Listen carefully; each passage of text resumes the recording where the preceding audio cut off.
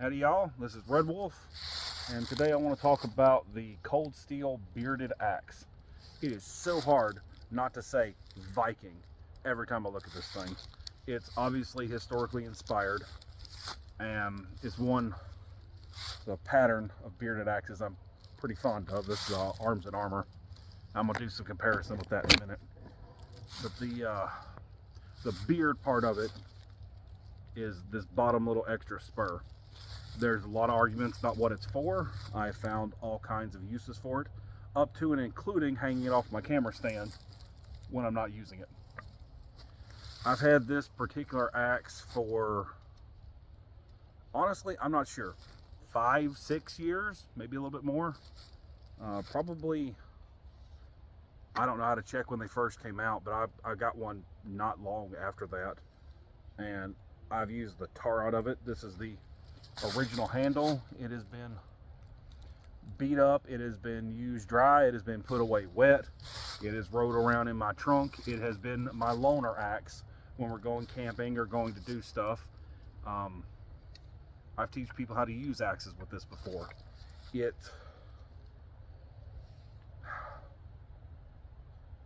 I'm really not sure how to say I rate it. Do I think you should buy one if you've got the money? Yeah. Is it the best axe that I own? No. I suppose even historically, it falls right in sort of a sweet spot between precisely the amount of axe that I really want for camping and doing camp chores, and not too big, and it makes a pretty good fighting tool. It's in that, the fighting camp axe, I guess. I like it. It's the same 1055 steel that is in their tomahawks, and it shares a lot of I don't currently have one of the tomahawks with me, but it shares a lot of the blade profile with their tomahawks just stretched out, and then with the beard added to it. Same eye, same problematic, what do you call that? Set screw over there. I don't know if you can see. Mine is actually sitting in there sideways. It blew out and then it moved up, and I can't get the head off without a bunch of effort, but it sort of more or less locks it up in there. They're pressure fit. The eye is wider at the top than at the bottom, so they slot up. Same as their tomahawk line. Historical for the Viking Dark Age period as well. I don't know. I'm going to do some cut testing with a minute. What I really wanted to show you is the difference in two different bearded axes into very different lengths. I think this one's 22 inches versus this one's 30-inch handles. And they're around the same poundage. They're around, you don't catch me without actually think this one's around 2 pounds, 2¼ ish, and I want to say this one's around 2 pounds. In the hand, without the handle shortened, it's going to make a little bit of a difference in the balance. This one feels livelier. It's got more bend to it. You can see how stiff that is. This has whip, and I don't know, I probably ought to put this on a tomahawk handle at some point. I kind of been waiting for it to break, and it hadn't. The hickory handles, really good. The big difference between these two off the bat is this one's handmade and about 155, 160 bucks right now. These are going anywhere from, I think I saw them anywhere from like 28 to 55, 56 bucks, somewhere up in there. So you can buy you 2 to 5 of these for this. Argument to be made. But from a review standpoint, you can see they can have a tendency to kind of slide down. As soon as you start hitting stuff, they sling in. It just kind of comes with the territory. But anyway, I think you can get, yeah, wow, that shows up real good on camera. This one has a little bit more on the back here, but the blade profile, line them up spine to spine, My more expensive one is a little bit shorter, and the beards are a little bit different. This one I tend to like better because it's an axe. It's a wedge on a stick. This one does better at separating fibers than this one does. I think on smaller stuff, like it's a lot like the machete argument. Smaller stuff, green stuff, lighter woods, this probably does better. I also think that cold steel, back up, cold steel intends for these in part to be a throwing axe. And as a thrower, they do pretty good. It's got a good feel. It buries in the ground, and you know, the way I did it. I don't have any big softwood. I got plywood I've been throwing at it, bounces off pretty bad off that. If you're throwing at plywood, might be something to consider. But it's comfortable. It's got the swing, and I mean this. I mean it's light, it's fast, it's comfortable. I think it's a little bit short for me to get in a real fight, particularly with two hands on here. You've got about the same amount of distance in front of you as a machete or a cutlass. Something to take into account. It is small enough, by and large, if you were to hook it up on a backpack or something like that, it doesn't get in the way too bad.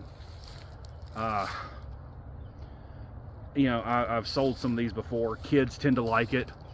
They're cool, they're cheap, it's a functional tool. My brother has one, and he cuts down he occasionally cuts down real trees with it. I think he has more patience than I have for it. Yeah, there's not a whole lot more to add on that end. I'm gonna do some little cut and test right here on the ground right fast, do some kind of camp chores type stuff. And I guess to just make sure you can see it beforehand. It's pretty sharp. It's not the easiest thing. I get the handle around here.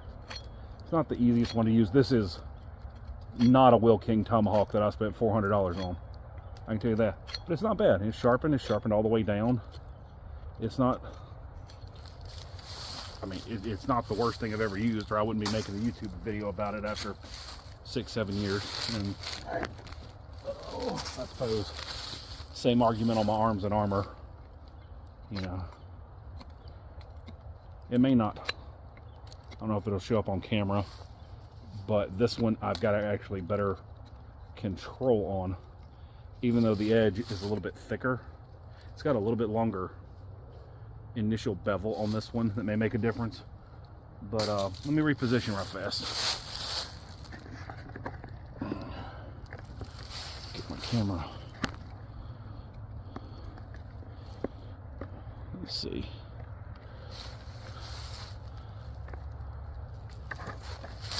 Go.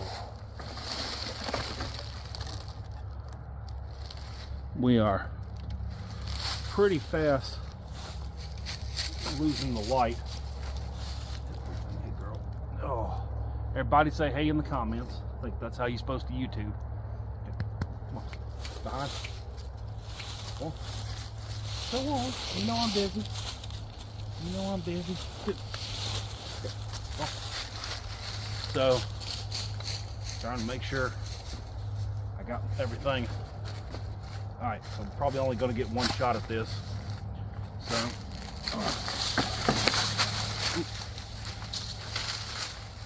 still trying to get back in the swing. So for like lighter delimbing stuff, pretty good little stick right there. Like I said, better on green stuff. It does work when you can actually take a good chop at it.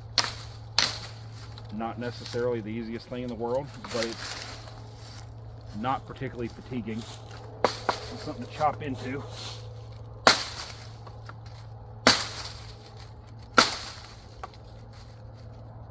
Get one more on these thick ones. Because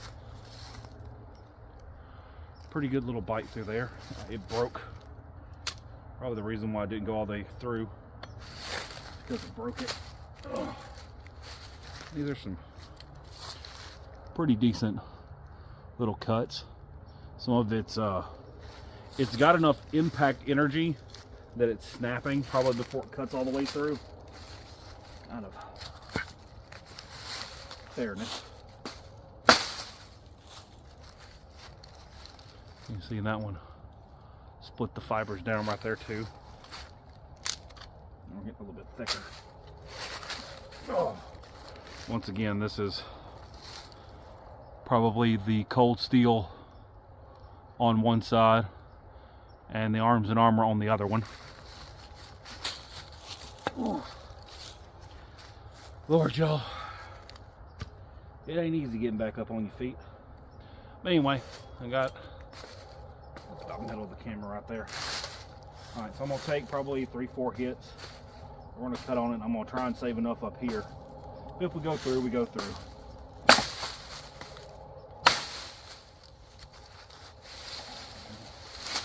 Now, as far as camp chores go, that broke. So,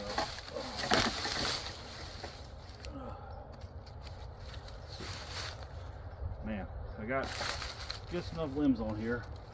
But we got about halfway through. Just clean, no real trouble. I think I'm gonna hit right over here. I chopped into it a little bit earlier. Well, and this is one-handed.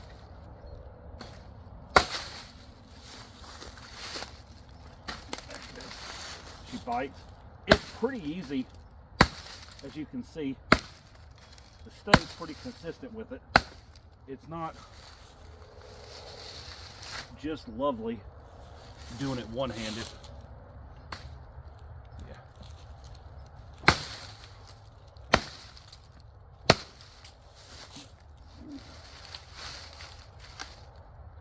Again, it just kind of gets the job done.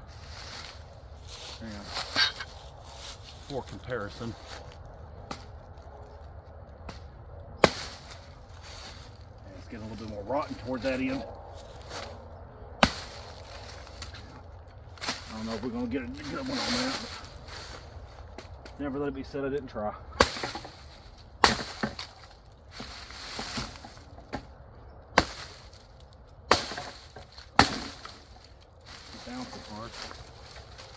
That's kind of where it's sitting on that.